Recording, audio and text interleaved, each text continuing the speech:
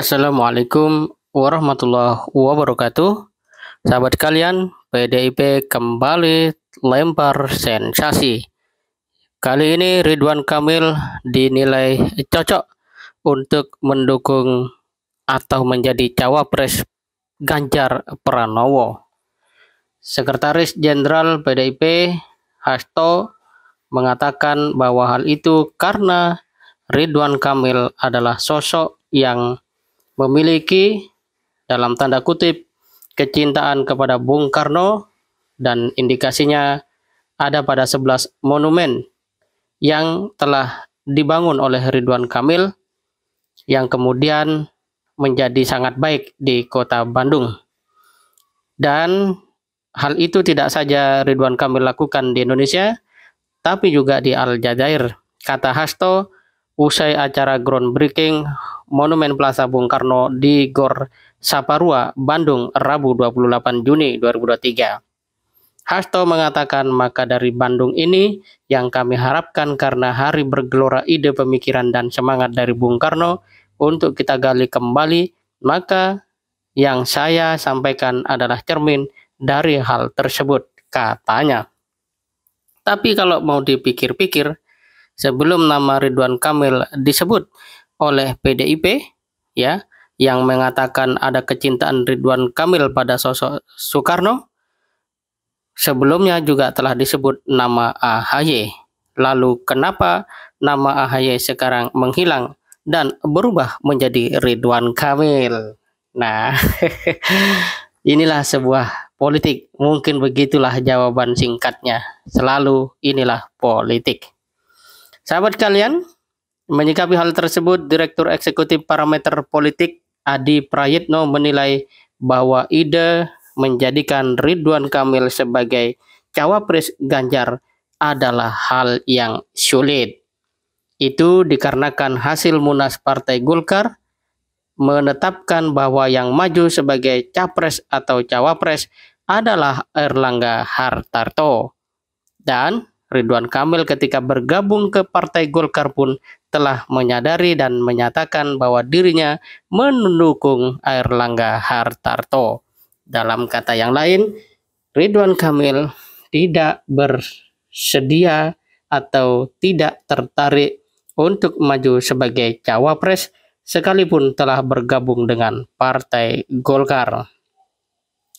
Tetapi meski begitu, Adi Prayitno menilai bahwa dalam dinamika politik semua hal bisa terjadi. Lebih-lebih kalau melihat statistik duet Ganjar dengan Ridwan Kamil, itu memang memberikan potensi menjanjikan, ya, kenaikan untuk elektabilitas Ganjar sekaligus suara bagi PDIP.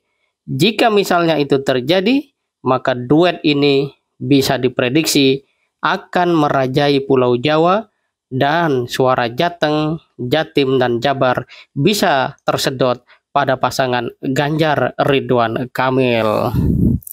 Sahabat kalian, kalau itu terjadi memang betul-betul seru, ya, karena nanti ada banyak hal yang sifatnya menjadi, ya, tidak basi tapi memang tidak berarti. Coba kita lihat misalnya, ya, kalau Ridwan Kamil setuju atau mengikuti atau mengiyakan menjadi wakil Ganjar, maka bagaimana posisi Ridwan Kamil sebagai seorang partai dari Golkar, yang mana hasil Munas Partai Golkar menyebutkan bahwa capres atau cawapres adalah Airlangga. Ya, kalau misalnya Ridwan Kamil mau, atau bahkan misalnya terjadi Golkar merestui Ridwan Kamil menjadi wakil presiden dari Ganjar Pranowo, maka apa arti sebuah Munas? Ini sebuah pertanyaan yang sangat serius, ya. Apa arti sebuah Munas dan mengapa keputusan dibuat kalau pada akhirnya harus dianggap tidak penting, ya. Yang kedua, Ridwan Kamil memang memiliki potensi besar, terutama secara intelektual dan pengalaman bekerja yang betul-betul sangat bagus. Dunia internasional, Ridwan Kamil punya pengalaman yang sangat memadai. Jadi, kalau Ridwan Kamil disuarakan oleh PDIP bisa menjadi cawapres Ganjar itu lebih karena memang ada sebuah keunggulan secara individual yang dimiliki oleh Ridwan Kamil. Dan itu juga menunjukkan bahwa PDIP setelah menetapkan Ganjar, sebenarnya mereka tidak tahu mana wakil presiden yang cocok, terlebih kalau upaya untuk kemudian ya berhadapan pada Pilpres 2024 bertemu dengan Anies Baswedan. Inilah yang sepertinya menjadikan PDIP seluruhnya hari ini sedang pusing 7 keliling. Kemudian pertanyaan ketiga adalah, mungkinkah Ridwan Kamil mau menerima tawaran capres itu? Kalau misalnya iya, apa gunanya dia bergabung dengan Golkar dan menyatakan komitmennya mendukung keputusan partai? Dan jika itu terjadi, maka Ridwan Kamil akan membuat satu catatan sejarah bahwa dirinya pernah masuk sebuah partai, kemudian tidak, ya katakanlah, komitmen atau patuh pada hasil keputusan tertinggi partai tersebut, yaitu Munas. Jadi soal terima menerima, ya ini bukan perkara ringan bagi Partai Golkar. Sebagaimana Munas pada umumnya, yang merupakan forum tertinggi sebuah organisasi termasuk partai politik, jika menerima maka sebenarnya itu menciderai keputusan Munas yang dibuat oleh Partai Golkar sendiri. Dan publik juga bisa menilai apa gunanya sebuah Munas kalau kemudian itu bisa ditukar oleh sebuah peluang atau kalkulasi politik belaka. Jadi Golkar akan menghadapi dilema jika misalnya diam-diam tertarik. Lalu sahabat, kita juga bisa menelusuri lebih jauh apa yang sebenarnya terjadi. Ya, kenapa kita lihat PDIP selalu melempar nama ini, nama itu, dan belum pernah PDIP menyatakan secara mantap dan yakin bahwa A atau B misalnya adalah cawapres Ganjar, dan itu dikatakan secara mantap di depan publik.